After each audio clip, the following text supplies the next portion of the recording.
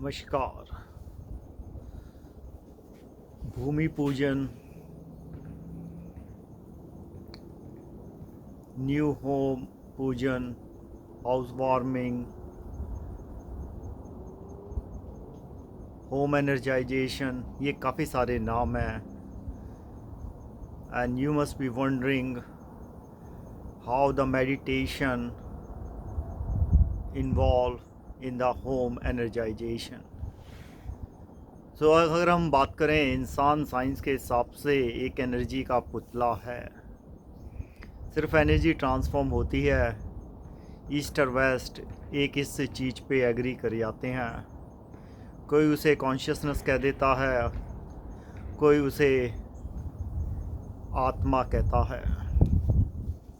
तो इसी बात को आगे बढ़ाते हुए, आज जो सबसे ज़्यादा प्रॉब्लम है वो लोगों की मेंटल इलनेस बोला जाता है, या साइकेट्रिक प्रॉब्लम्स, उससे फिर फिज़िकल प्रॉब्लम्स हैं।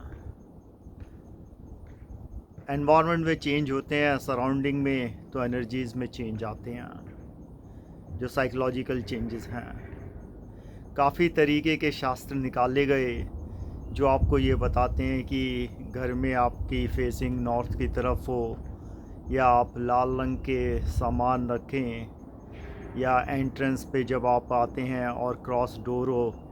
ये छोटी छोटी चीज़ें हैं जिनके शायद कुछ मतलब हैं और जो कुछ हेल्प करती हैं। अब एक जो मेन चीज़ आती है, अगर हम समझें, सबसे पहले ये समझें कि भूमि पूजन क्या है।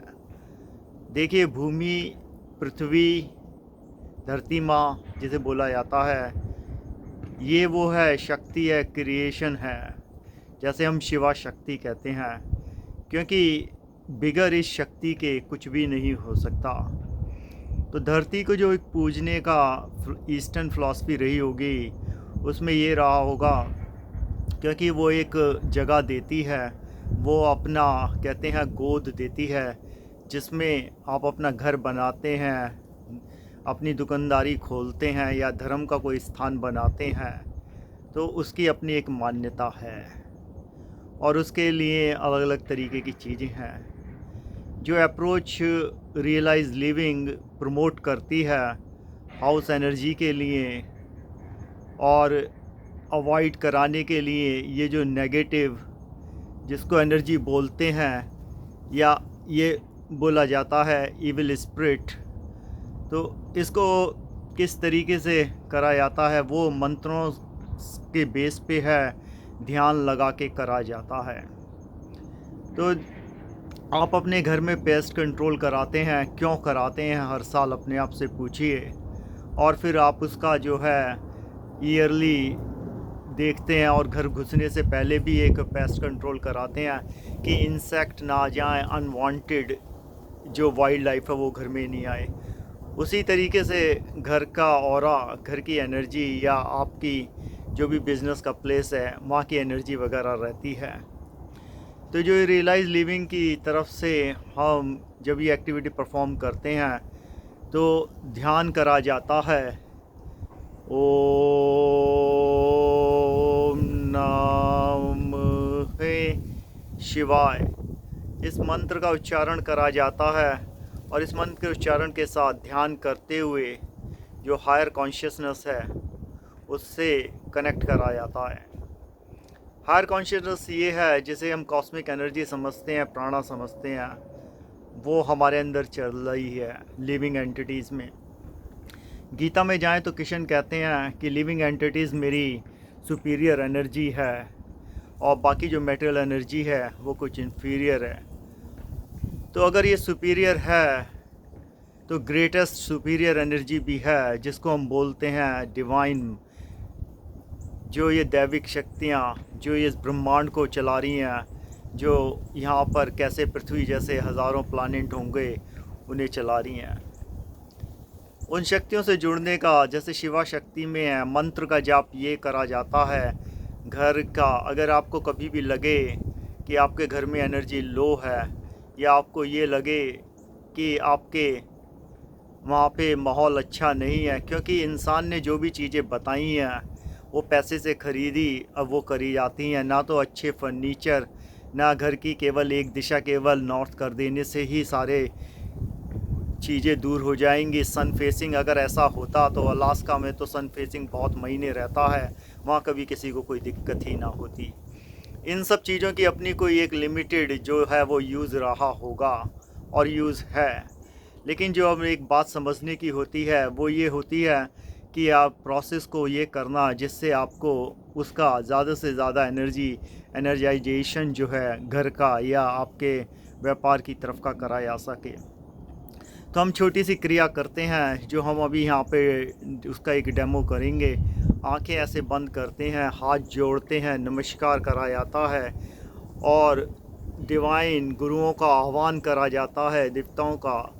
जब हम कहते हैं ओम नमः शिवाय ऐसे, फिर उसके बाद हम ये मंत्र बोलते हैं, ओम नमः शिवाय, स्वास्थ्य, शांति, समृद्धि, सुख। ओम नमः शिवाय, स्वास्थ्य, शांति, समृद्धि, सुख। ओम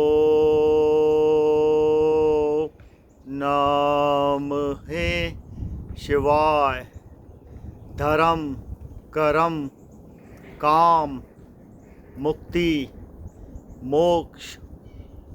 ओम नमः शिवाय, सोम, मंगल, बुध, बृहस्पति, शुक्र, शनि, रवि।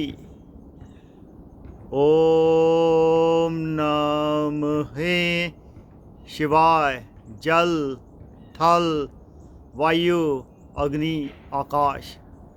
तो इस तरीके के इस मंत्र के ध्यान में हम चले जाते हैं।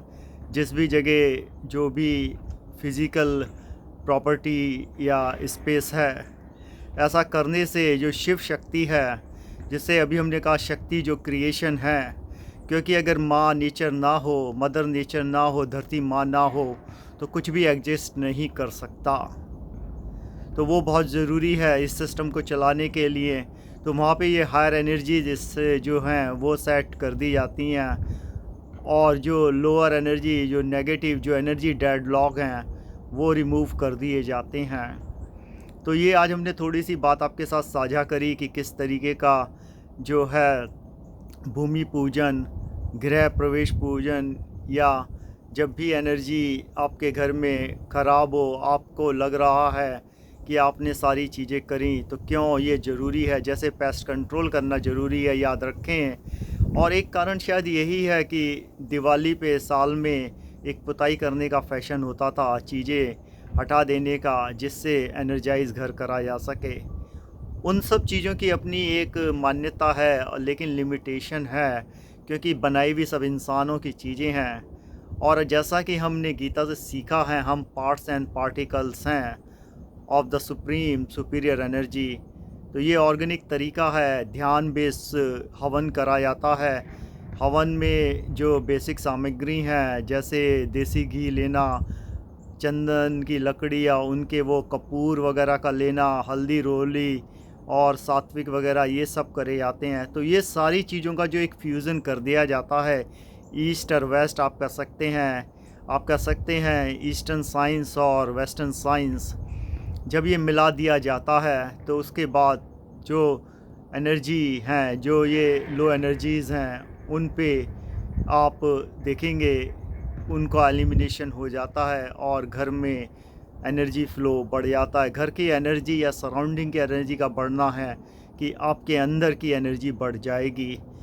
आप कभी सोचते होंगे कि अब जब धार्मिक स्थलों पे जाते हैं, प्रार्थना स्थलों पे जाते हैं, पहाड़ों पे जाते हैं, नदियों के पास जाते हैं, या समुंदर की लहरों के पास हैं, या रोज़ गार्डन में आपको अच्छा क्यों लगता है।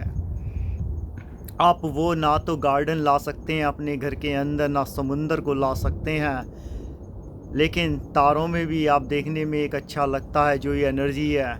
ये ध्यान करके हम उनकी जो कॉन्शियसनेस है, जिसे बुद्ध मात बोला जाए या कृष्ण या शिव, वो ला सकते हैं। आशा है आप ये मंत्र का जाप कर लेंगे और अपने घर की एनर्जीज़ को बढ़ा लेंगे।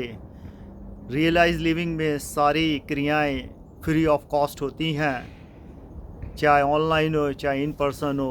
ओम नमः शिवाय।